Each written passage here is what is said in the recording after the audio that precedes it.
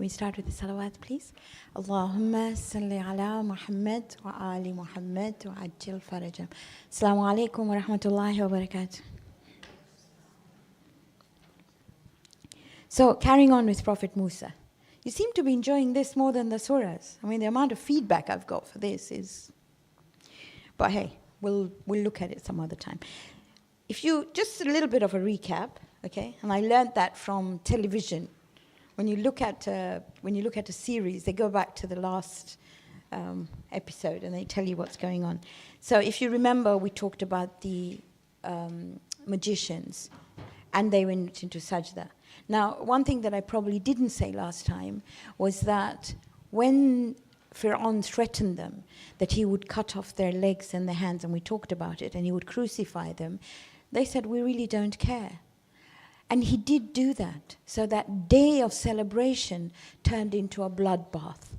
So publicly, he actually put them on all the palm trees that surrounded the place where the event had occurred. So you can imagine the fear he's put into the Bani Israel, okay?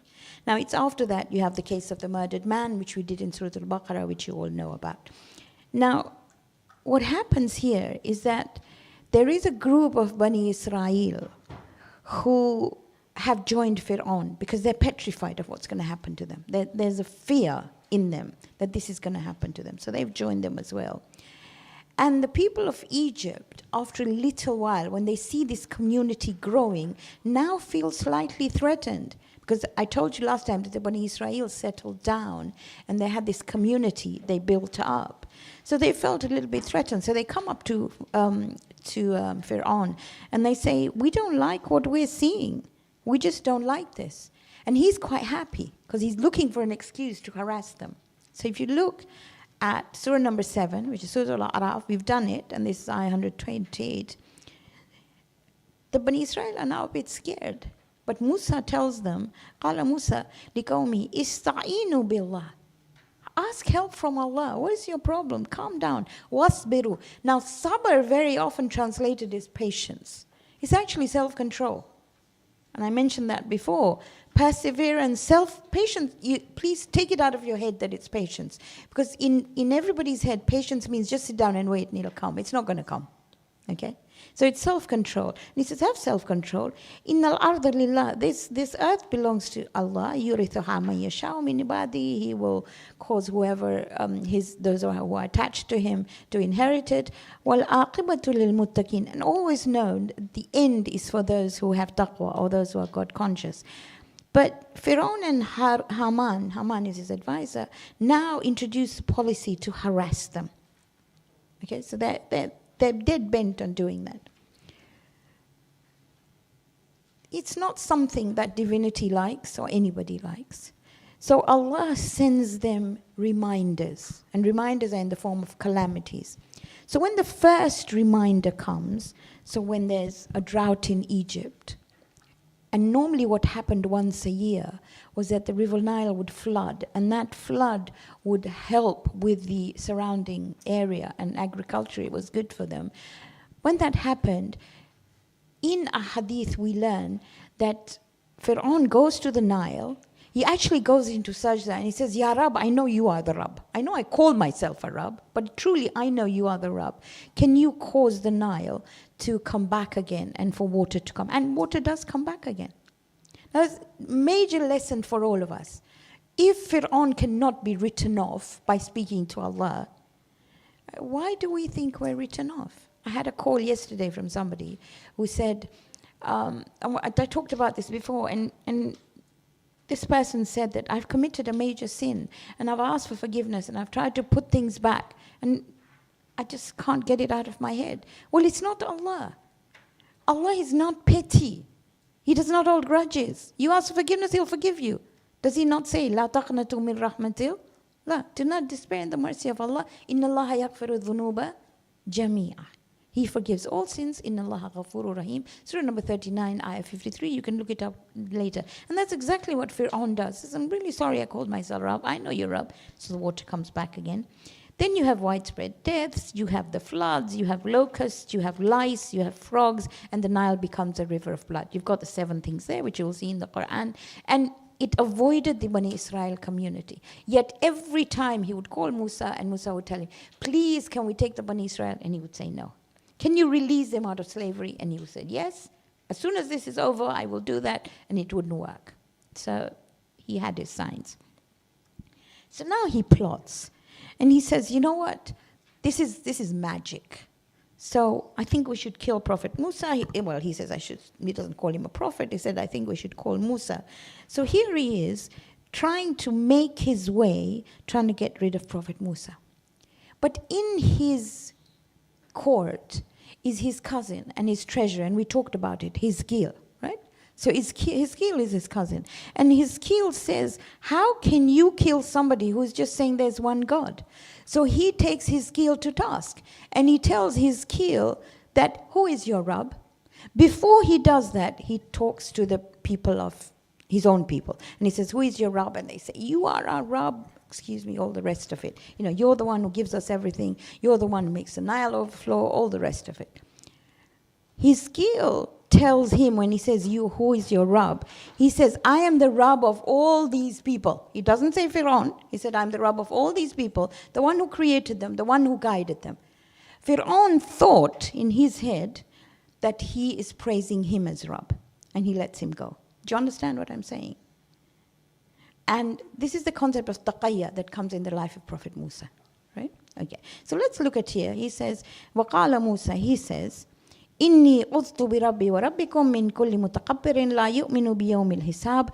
And when he's called in the court of, by the way, just so you know, Fir'aun calls him wanting to kill him, and he says, look, I just take refuge with my Rabb and from your Rabb, obviously, from anything that goes about or is in dealing with arrogance. When he does that and Fir'aun raises his sword, again this is a hadith, his hand freezes and he cannot go ahead with it. Okay? And you probably see that again when during the life of Rasulullah sallallahu alaihi wasallam, you remember near the Kaaba. Do you know who raises his hand to kill him? Any idea?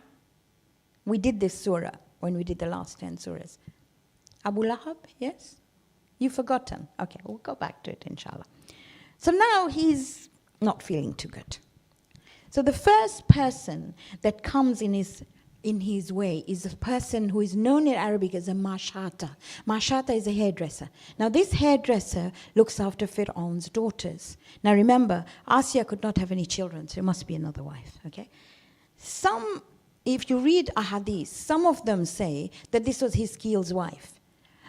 But it cannot be possible by other mufassirin, because they tell you she can't be Hizkiel's wife. Because if he held such a high position, she would not hold a position of being a hairdresser. So it's just logic, right? So there's the Mashata. And Fir'aun's wife, or Fir'aun's daughters, ask her, who is your Rabb? And she says, my Rabb is the one who created me, the Rabb of Musa and Harun, and guided them. So he kills her and her children. He actually puts them in the fire. Then he comes to Asya, and he says, who is your Rabb? And she says, my Rabb is the Rabb of Musa and Fir'aun. So he loves Asya to bits, because this is the woman he's married against all odds, absolutely adores her. So the first thing, you probably read this in a hadith, that he puts her in his dungeon. He first bribes her, doesn't work. Then he puts her in his dungeon, then it doesn't work. Then he threatens to kill her. So he pins her. He's known as a load of pegs. He's known as Dhil Autad, the one who has pegs. Two translations of that. One is that he had the biggest army, and army have tents, and therefore load of pegs, but also he pegged her to the ground. And then he attached horses to each of her limbs to pull them apart. And during that time, she says, Rabbibni li indaka baytan fil Jannah. Rabb, build for me a house with you in Jannah. 66:11. It's probably one of the most beautiful du'as in the Qur'an. And if you recite it in Qunut, the only word that you need to focus on is indaka. Rabbi ibni li indaka baytan fil Jannah. The ulama say, why did she ask for a house? Because she had the best of houses in Egypt. She didn't want that house. The word is indaka. I want a house with you. She's talking to Allah, right? So indaka is a good word to remember. Okay, now Fir'aun. وقال فرعون, and again I think on the group you've got the PDF, you've got everything you need. He says, يا أيها الملأ, oh my advisors, ما علمت لكم من إله غيري فأوقد لي يا هامان على التين فاجعل لي صرحا لعلي أطلع إلى إله موسى.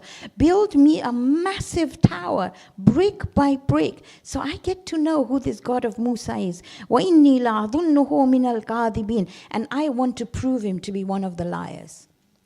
Right? Now, the whole of Egypt is involved in building this tower. The people who are building this tower are getting a lot of money. Not only are the workers the Bani Israel, but you also have what you call the managers who are part of the Egyptians. So they're all involved. You can imagine everybody's involved in this project in building this, just as we were all involved in renovating Stanmore when Stanmore was being renovated, right? We worked around it. Exactly what these people were doing.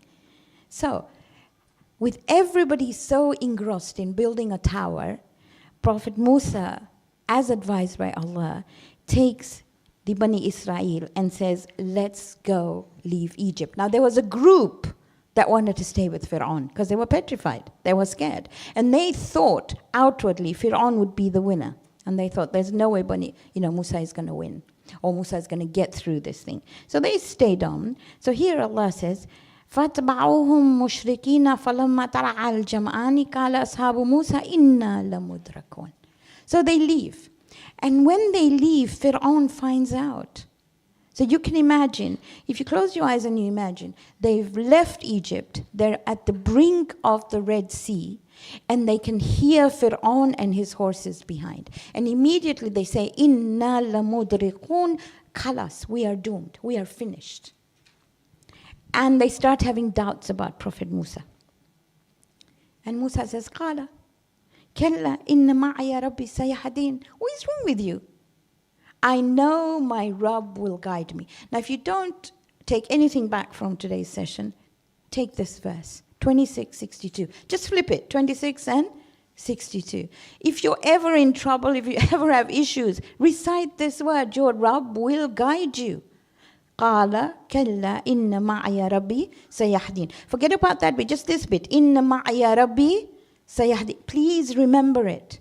Any issues at all, because your Rabb will show you the way. So Prophet Musa is now told by Jibreel, but let me go a bit before that. Before that, you have somebody who's called, let me get his name right.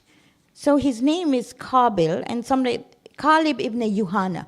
Kalib ibn Yuhana is a follower of Prophet Musa who says, are you sure I'll be able to walk on water? And Prophet Musa says, yes, go. And he actually goes with his horse on the water and gets to the other side. Some ahadith say it was Yusha bin Nun, but one of them gets there. And they're telling the Bani Israel, come. And they're saying, no, we don't believe this. So Musa is told by Jibreel, hit the water and say, Ya Allah, Ya Hayyu, Ya Qayyum. Can you remember that as well? Okay, 26:62, and Ya Allah, Ya Hayyu, Ya Qayyum. In your most darkest moments, Ya Allah, Ya Hayyu, Ya Qayyum. Okay, so hits the sea, and the sea parts to make this road. And the Bani Israel say, we can't go because the road is wet. I'm sure there were Khojas, okay, like me. Okay. So he says, Bihaki Muhammad wa Ali Muhammad, and a wind blows, and it becomes dry. And they say, we can't cross, because if all 12 tribes cross together, we're going to fight. So we want 12 roads. So Musa is told, hit your staff on the sea 11 more times. 12 roads. Oh, that's not it yet. Okay. So they go on their 12 roads, and they say, but we can't see each other. So Musa is now going, Bihaki Muhammad wa Ali Muhammad. And all the partitions become transparent and they can see. This is Bani Israel. I'm absolutely sure they were Khojas. Okay? So here we go. They part the sea, they go inside. Now, the dua that you have, which we've put up on the screen, is Ilahi Kaifa Ad'uka. Please keep this dua with you. As a child, I was about 6 years old, when my uncle, my great uncle, my father's eldest brother, he was a pretty important person in Moshi. He'd done quite a lot of stuff for it, all the rest of it. And when Tanganyika became Tanzania, they came and they apprehended him. The army actually came and took him. When they took him, I remember as a 6-year-old, and I'm 66, remember, I remember going up to the terrace with my grandmother, and she made us recite this dua 100 times. She was very calm. She said, let's recite this 100 times. As soon as we finished the 100th time, he was brought back. And he said, I don't know what happened. They were taking me away, and suddenly they brought me back. Okay. It's a dua that takes people out of all troubles. It's a dua taught by Imam Zain al-Abidin. And if you look at it, it says, Ilahi, fakama falakta al-bahra li Musa, alayhi salam. Can you see that? As'aluka an tusalli ala Muhammadin wa alayhi, wa an tunajjiyani mimma ana fi. Please recite it. Okay? All right. So what happens? The Bani Israel are passing through the sea. And Pharaoh is telling them, I was the one who made these roads. And as he gets onto the road, the sea goes over him and he drowns. Now the fifth Imam was asked, tell me a little bit about Pharaoh. What happened? And he said there was a woman who washed her clothes on the banks of the Nile. Pharaoh killed all her sons and he humiliated her. And she always used to raise her hands in dua and to say, Ya Allah, you do what is best. And she would say, Ya Allah, Ya Hayyu, Ya Qayyum. And she said, and in her head she thought, my only wish is to see Pharaoh's body going down the Nile. And she was washing her clothes, and this is a hadith from the fifth Imam, that his body floats down the Nile. Okay? And Imam says it was a dua of one woman who caused this. Okay, so don't ever think that your du'as are, and don't hurt anyone, okay? You'll have issues. Okay, so they read the Red Sea, he goes, and it's at that time he says, and you can see in Surah number 10, ayah 90, he says, I believe, amantu bi Rabbi Musa wa Harun, and I submit. And his body is thrown out and it becomes an example for people, which you probably have all heard. Now, they get to the other side. So they're in Egypt. They've left Egypt. They're on the other side of the Red Sea. And they're hungry. They only have the clothes on their back. They've got nothing else. So Allah sends down manna and salwa. And I think I've sent you the filled chart. It's all Quranic ayat, and you've got it. I'll try and put another one on the group again for you. But if you look at Surah number 2, ayah 57, have a look, please. Surah Al-Baqarah, ayah 57, have a look. We're going back to exactly where we were. We've done this before, but just want you to know that. So he says, وَظَلَلْنَا عَلَيْكُمُ الْغَمَامَ, we sent you clouds to shelter you. وَأَنزَلْنَا عَلَيْكُمُ الْمَنَّ وَالسَّلْوَى, we send you manna and salwa. Now manna could be mushrooms, it could be beans that could be dried and made into flour, and salwa was quails. So in other words, they had carbs and proteins. Both were sent down to them. And then he was told, recite salawat and hit the rock, and it split and they got water. So salawat has an amazing property within it. Okay, and they were shaded with the sun from clouds. You can put 257 over there. But if you look at 260, not 260, hold on, 261. Look at 261. Look what they say.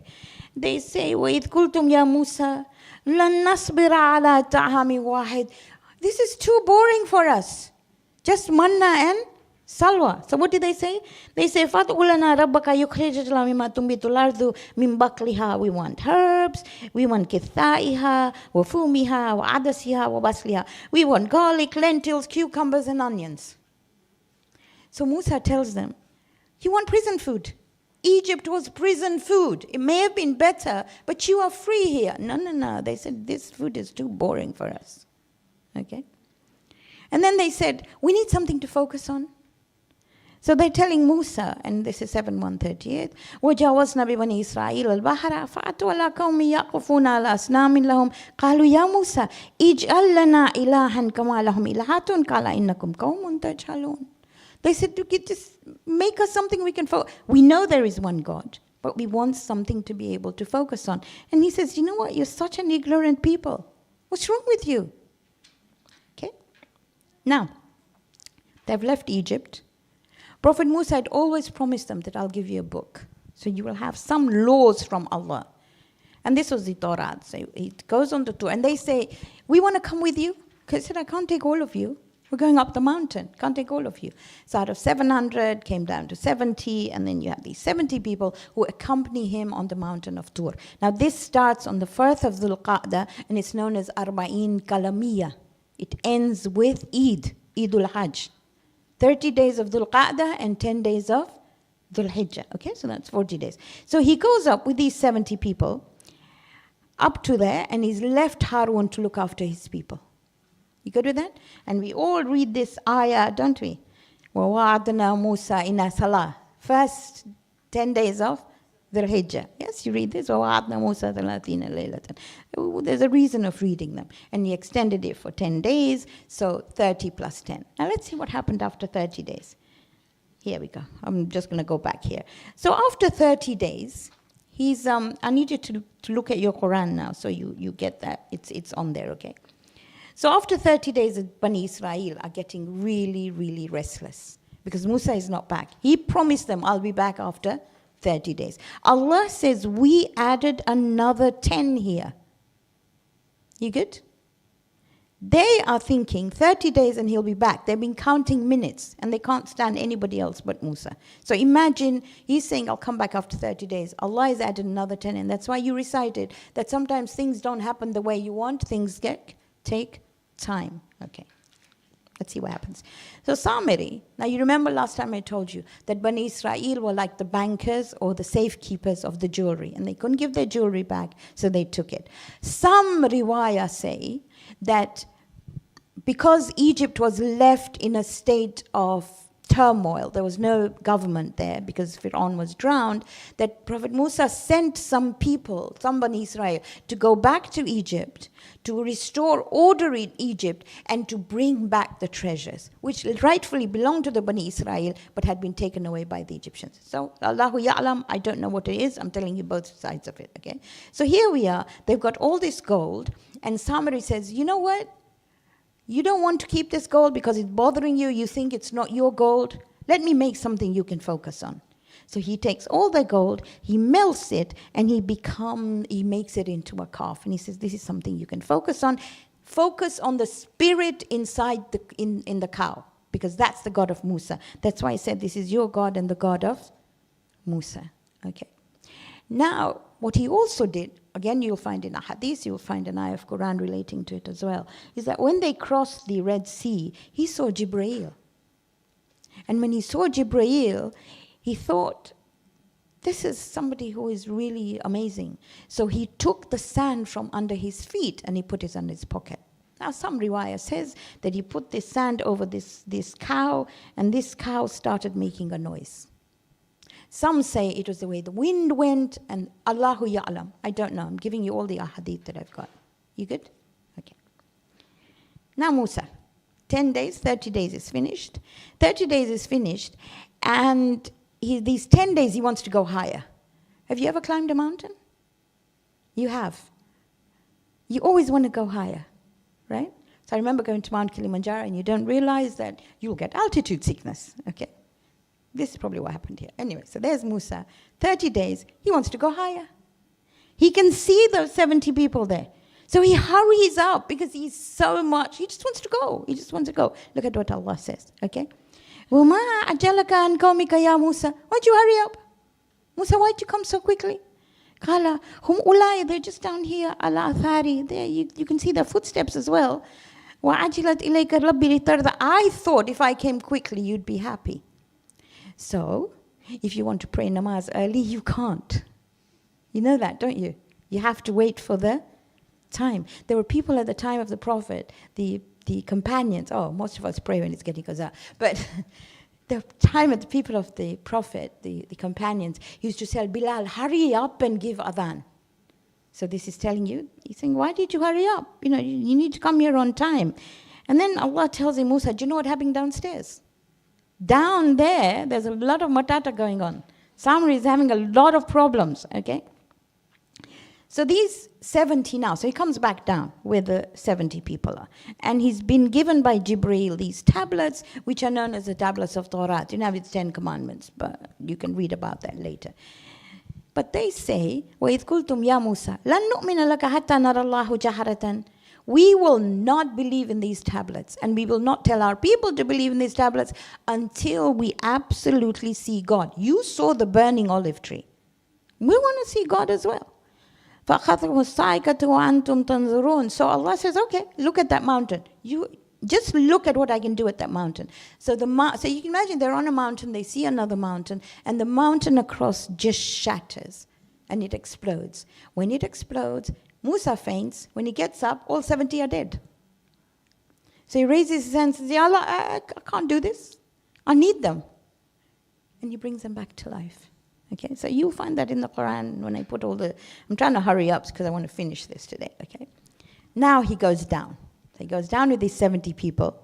He sees all these people around this cow. Are you good? I'll give you an example. Please don't take this badly, okay? Take it in the spirit that I tell you. I remember one Muharram, we have children's classes here at 4 o'clock. You know that? So one day at 4 o'clock, when we come, it is the day of Hazrat Abbas, and there are lots of people who are doing sajda towards an alam. Qibla is that way. Alam was that way. Why are you doing sajda towards the alam? It's Hazrat Abbas's day. But God is that way. Is he not? Is that not what the Qur'an says? There's no difference. Sometimes we think they were different. We need something to focus on. Not really. Those were means for us to be able to reach our full potential like they did and to get some freedom. Okay? And they taught us that. So anyway, Musa goes down, and the first thing he does, he doesn't go to the people because he sees them over there, but he goes to his brother because he left him in charge, and he says, قَالَ يَبْنَ أُمِّي La ta'khudh bilihyati. Now immediately Harun, when he sees him, he gives him, like you say, I give you my mom's wasta. I give you mom's wasta. Don't do this to me. Bring mom in, and everybody calms down. He said, don't take me by my beard or my head, because he knew how angry Musa was at injustice. Just, leave me alone. He said, look, I didn't do anything. I didn't tell them anything. Because if I would have told them anything, it would have caused more problems. And there would have been a division between the Bani Israel. And you wouldn't have liked that at all. Now, Musa doesn't quite understand that.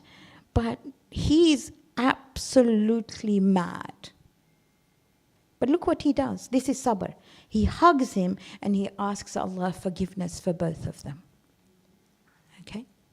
There are lots of lessons in the life of Prophet Musa. Okay, so now he goes to Samari and he confronts Samari. And he said, what happened to you? You're a good man. You were a generous man. What happened to you? He said, these people, you didn't come down in time. These people wanted something to focus on. So I took the jewelry that they felt wasn't theirs, and I just made it into a cow, and then I saw the messenger, and I took some dust from him, and I threw it on there. So Prophet Musa said, this is not happening. And the golden calf is ground into shards, like literally into shards, and put into the river. Incidentally, many people do still look for those shards in the Red Sea. Okay, something else to talk about. And then the mountain of Tur is raised above them. But to them, they didn't see that as a miracle as well. And the tablets of Torah explained to them, and you can see this in Surah number 7. وَرَفَعْنَا فَوْقَهُمُ الطُّورَ بِمِيثَاقِهِمْ وَقُلْنَا لَهُمْ أُدْخُلُوا الْبَابَ سُجَّدًا وَقُلْنَا لَهُمْ لَا تَعْدُوا فِي السَّبْتِ وَأَخَذْنَا مِنْهُمْ مِيثَاقًا غَلِيظًا. And we told them, do sajda. Don't exceed the limits on the day that we tell you, and we made a promise with them. Just like you and me are told on a Friday, there were Marja in the past who would say, if you bought or sold something at the time of Jumu'ah Salah, it was invalidated. No shopping on Jumu'ah, okay? So you'd have to at least dedicate your time. And they would say, just as Surah Al-Jumu'ah says, when the Jumu'ah is over, then spend some time learning, right? Anyway, those are different. When we do Jumu'ah, we'll get to it. So now, Prophet Musa and Harun explain the covenants of the Torah, and you will find them in the surahs that I've listed here. I don't have time, so I don't want to end up explaining each one, but you can look them up, and when we do those surahs, you will be able to look at them properly, okay? So, قَدْ أَفْلَحَ مَنْ تَزَكَّى, which is surah number 87. Do you know what surah number 87 is? Come on. Really? We'll go back to learning the surahs. Okay, so the one who is successful is the one who gives zakah or purifies himself. Or ذَكَرَ اسْمَ رَبِّهِ فَصَلَّى. Come on, you know that. بَلْ تُؤْثِرُونَ الْحَيَاةَ الدُّنْيَا وَالْآخِرَةُ خَيْرٌ وَأَبْقَى. Okay. It is a surah that you recite when you find that your memory is going. Anytime you feel that I can't focus, I can't think, read that surah. If you find somebody who cannot recite it, maybe they've got, they're getting old and they're forgetting, read it on water and give it to them. Okay? But that explains what the tablets were. Now they come outside Jerusalem, the promised land as such, which is what today's conflict is all about. They come outside the promised land, and they are told, وَإِذْ قُلْنَا ادْخُلُوا هَذِهِ الْقَرْيَةَ. Enter this town, okay? فَكُلُوا مِنْهَا حَيْثُ شِئْتُمْ رَغَدًا. And you know what? You will find so much in abundance over there. وَادْخُلُوا الْبَابَ سُجَّدًا. Enter the gate, doing sajda. وَقُولُوا حِتَّةٌ نَغْفِرْ لَكُمْ خَطَايَاكُمْ وَسَنَزِيدُ الْمُحْسِنِينَ. We will forgive all your mistakes. إِنَّ اللَّهَ يَغْفِرُ الذُّنُوبَ جَمِيعًا. We will forgive everything that you did, they're told. Just enter that, and we are those who do good. They sat down. They said, sorry, Musa, when we look in that town, there's some strong people there in Jerusalem. We are not going in. We are not fighting. We are waiting here. You go with your God and you sort your problems out. Once the city is sorted, we will go in. Does that sound like Hojis to you? Sort everything out and then we'll come. Before that, no. We don't want to get involved, okay? They're told, Allah has promised them, you'll be victorious. They've seen all these incidents in their life where they were saved. Yet they said, Musa, you go. Now this is a place where Musa says, I am done, khalas, exasperated. So this is dua that you'll find in Surah Al-Ma'idah. He says, Rabbi inni la amliku illa nafsi. I have no control on anyone except my own self, wa akhi, and my brother. I can talk to him, he's my partner, I can explain to him. فَافْرُقْ بَيْنَنَا وَبَيْنَ الْقَوْمِ الْفَاسِقِينَ. Please, I don't want to be with these people anymore. Khalas. In your language and my language, I'm going to block them. That's it. I don't want to know. I just don't want to know. Khalas. Okay? That's it. I've heard enough rubbish. I don't want to know. That's what he said. I don't want to know. And he's exasperated. Doesn't know what to do. I'm glad you're smiling. Okay.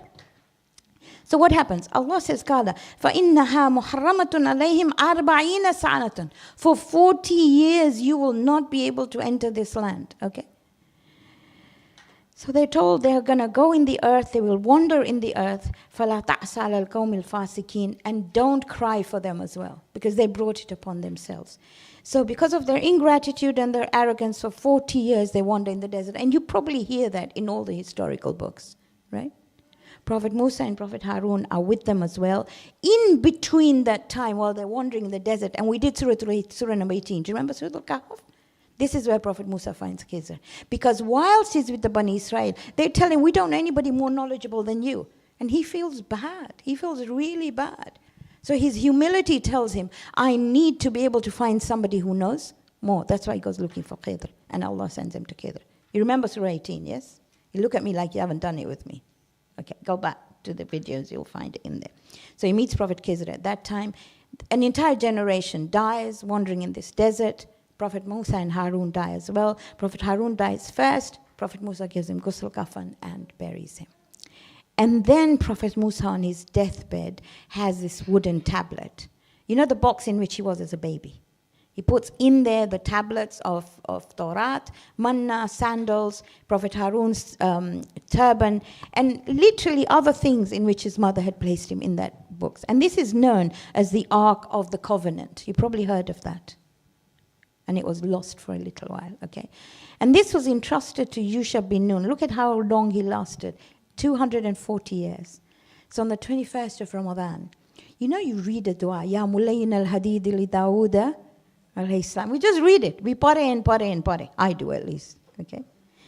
Remember Prophet Musa then. Ask his wasila. It was on the 21st of Ramadan that he died. No children survived him, but there was an announcement from the heavens which said, Musa has died. But then which creature does not? We all are going to be dying, and we will all be accountable to God. So the whole story of Prophet Musa is a phenomenal surah. It's absolutely amazing. So what I will do is I think you've got the slides on there. I'll put some extra notes if necessary. And next week, inshallah, God, my time's up. Next week, inshallah, we will do Surah Al-Anbiya. I think you've got the stickers today. If you haven't, please pick them up, and we'll start doing Surah Al-Anbiya. It would be good if before next week you could actually stick the stickers onto your Qur'ans. That way you'll be reading them as well. But maybe something that you need to focus on is in Anbiya you will find La ilaha illa anta subhanaka inni kuntu minadh dhalimin. You'll find a lot of du'as from the prophets there, but right at the end you will find that the prophet is known as Rahmatul lil Alameen. So the three things that you can remember for tomorrow till next week is that there are three qualities in the human being. TTC, truthfulness, trustworthiness, and compassion. And it's not either or. And the greatest of those qualities that is mentioned in the Qur'an is compassion. And if you look at Prophet Musa, throughout his life, even with his anger problems, the thing that goes through the whole thing was compassion. Okay, all right, can we end with the Surah Al-Fatiha? Bismillahir Rahmanir Rahim. Alhamdulillahi Rabbil Alameen. Ar-Rahmanir Rahim. Maliki Yawmiddin. Iyyaka na'budu wa iyyaka nasta'in. Ihdina as-siratal mustaqim. Siratal ladhina an'amta alayhim. Ghayril maghdubi alayhim waladdallin. Sadaqallahu al-Azim. Fine. So Surah Al-Anbiya next week, inshallah. If you read it in advance, it'll be really good. Okay, Jazakumullah.